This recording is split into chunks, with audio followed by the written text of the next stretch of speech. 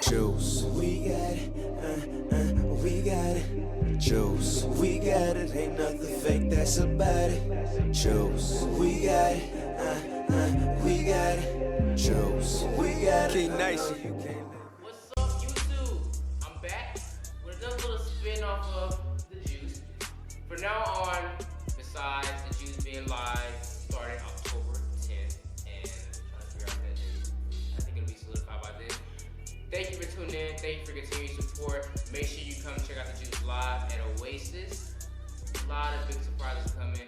A lot of different people come to perform, and we'll still have our 4 lovely guests. But there's a very special people within the community and around the local area that I would like to get special attention to.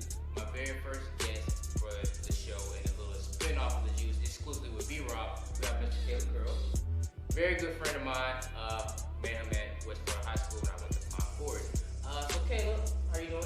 Pretty good, man. Glad to be here. Yeah, nice to see you here. So I know a lot about you. I know who you are, but you know, not a lot of people know. There's a lot of girls that were talking about you guys were on episode 2 of the Juice. Why don't you let people know a little about yourself? Okay. Well, Caleb Curl, currently 21 years old. I'm an entrepreneur, as you say. I'm a man of many different fields, but I guess I was an entrepreneur hat for now. Yeah, so born and raised in Pensacola, Florida. Graduated from West Florida High School 2012. And upon graduation, I decided that I wanted to go to college. And so I applied for ROTC scholarship, and I was accepted to Howard University. So I went to Howard on a full ride Naval ROTC scholarship. So yeah, so I went to Howard for 2 years. Then I kind of caught the vibe that I really wanted to be an entrepreneur. So I decided to come back home to Pensacola. So the rest is kind of One thing I can say I admire about you, I always had this entrepreneur style to you. You chose to come back to good old Pensacola, where we're born and raised. yeah. What about Pensacola makes you like stay, or what made you come back? Like, what do you see here? Because I know a lot of people that are from the city don't see many opportunities. Yeah. You know, most of us just see the regular, no lies, people graduate, work at fast food, make one to the military. But now a lot of people come here with the entrepreneur mindset to try to start a business of some sort. So what is something that kind of sparked your interest to come back to your hometown? Man, it's my city, you know, it's the place that made me. And one thing when I did leave, you know, when I originally left, I said, you know, no matter how far I go, how far away I travel, I always want to come back home. You know, I see so many people who leave and become successful, and they go succeed in other cities, and then they become an additive to that city that they're in, you know. And I was like, man, growing up, I always complained about, man, Pensacola, there's nothing to do, it's boring, you know. I didn't really see the type of successful people that I wanted, and it just, you know, just different complaints that, you know, I made. And I was like, man, you know, growing up, I've made all these complaints. Now I have an opportunity to come back and give back to my city, you know, about the things that I didn't see, and I can come back and be that what I wanted to see here, you know. And I wanted to add to my city. That was the number one thing when I came back to Pensacola. I said, man, when I get back to Pensacola, I gotta get involved. I gotta get involved in my community. I gotta give back. I gotta mentor. I gotta do whatever I can, you know. So I wanted to be that light that I didn't necessarily grow up seeing. And not saying that there's not people out there that are doing these things. I just wasn't exposed to that at that point in time.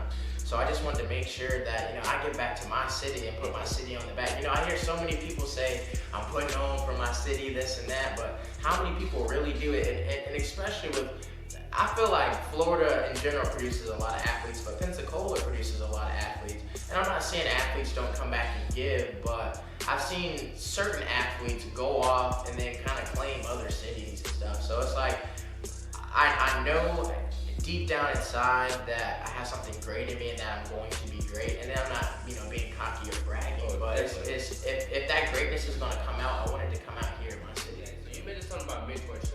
And I remember noticing you helped out with, I believe, with juvenile delinquency, correct? Or something. Yeah. How was that experience? What made you, how did you get involved with it? How, you know, do you still talk to some of those guys? Like, it seemed like you really enjoyed it and just talking to them every week or however often you did it. And I feel like they enjoyed having you come in and speak to them. Oh man, yeah, bro, it was a blast, man.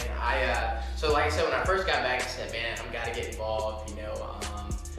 And so when I was in high school, I was involved in a program. I was a student ambassador for a program called Junior Achievement of Northwest Florida.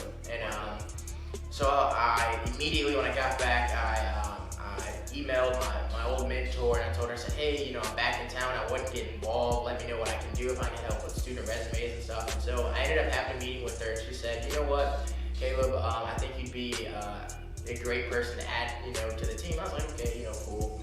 But then come to find out, I was actually added to the board, to be on the board. And I never thought, like, man, like at my age, I'd be added to a board, to be on a program like that.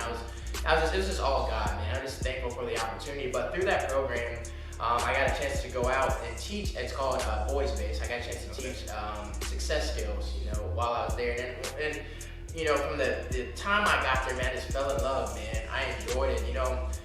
I could relate to the young men that were there. I'm still, young. I guess I can kind of say stepping in my prime. And they really admired that. I wasn't some old guy that was already successful. I'm a young person that's going through life, going through the struggles. And man, it's been great, man, just to be able to sit back and have a conversation with these young men, and to let them know that it's okay, that they can do whatever it is they want to do, And I tell them to look outside of their circumstances right now, and to kind of give them hope and be that big brother, So I'm like, even though I'm older than you guys, just look at me as this big bro, not some, big mentor that comes in here. Yeah, and so, man, it's truly been a blessing, man.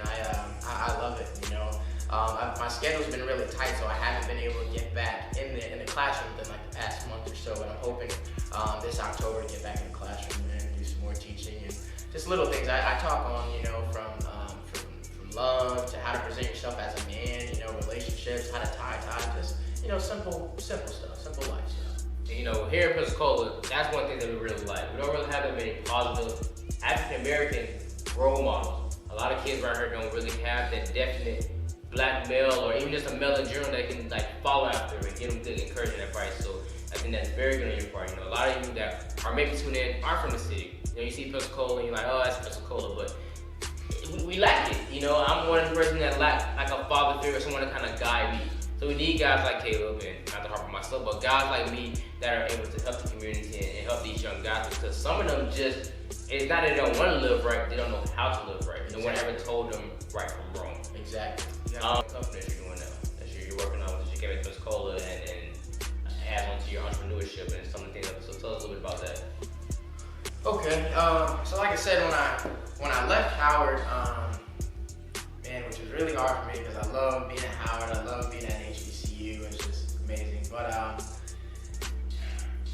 it was really tough at first, man, because I was leaving a secure path. I was leaving, because when I left here, we were both in SJ, we were in high school, and we had a lot of eyes on us, and a lot of people just automatically like, this guy has to be successful. He's got to be on Wall Street. He has to be an investment banker. He has to be the next president. So I had all, a lot of pressure on me and my parents and family. Whenever you go off to do something, you wanna make people proud. You wanna come home and tell them the exciting stories. But man, I went off to Howard, man, and I always knew I wanted to be an entrepreneur and business owner. But I was always told, you gotta go to college. You gotta go to college to be successful. And so that's the route that I took. And so initially I thought that I was going to go to college, go in the Navy, be a successful officer, and yada yada yada. But it wasn't me. It wasn't what I wanted, man. I knew deep down that I wanted to be an entrepreneur. I didn't know exactly what I wanted to do, what I wanted to own, what field or area.